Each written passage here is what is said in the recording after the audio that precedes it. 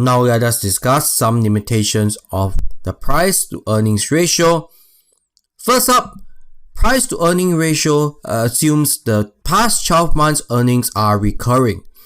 Normally, that is the case for stable companies like utilities, but for other companies, their earnings are quite unpredictable. This year, they may have 100 million of profit due to a one-time gain in asset sale from their non-core business, and the next year, it may drop to only 20 million. This is the biggest problem we have when we use this ratio. So you need to ensure that you are only using this ratio for recurring earnings. You can do this by stripping out the non-recurring portions from the profit. This can be quite tricky by itself. If you're lucky, the management will write these down in the filings and the footnotes, so look out for those.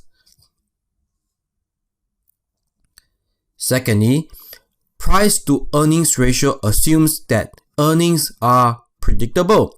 It assumes that past performance is a good indication of the future. As we know in financial markets, earnings are never consistently predictable. The predictability also varies across different industries. A utility company may have highly predictable earnings every year because every year, year in, year out, people still need electricity whether rain or shine, or however the market is doing. These are great companies to use price earning ratios for. A developer company or a construction company may have unpredictable earnings due to the lumpy nature of projects.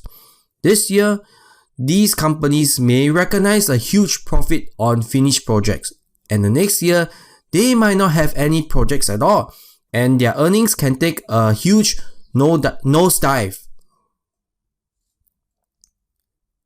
Lastly, price to earnings ratio assumes that there is going to be some earnings. What about companies with negative earnings? What about companies with losses? Does this mean the company has no value? Not really. The company may be taking losses now due to a temporary down cycle, or maybe it's taking losses because it's a startup company at its initial stage of the business cycle and is spending money to build a long-term customer base. If earnings are negative, the earnings portion of the formula goes negative and the formula actually becomes useless. So the P ratio is not designed for companies with negative earnings.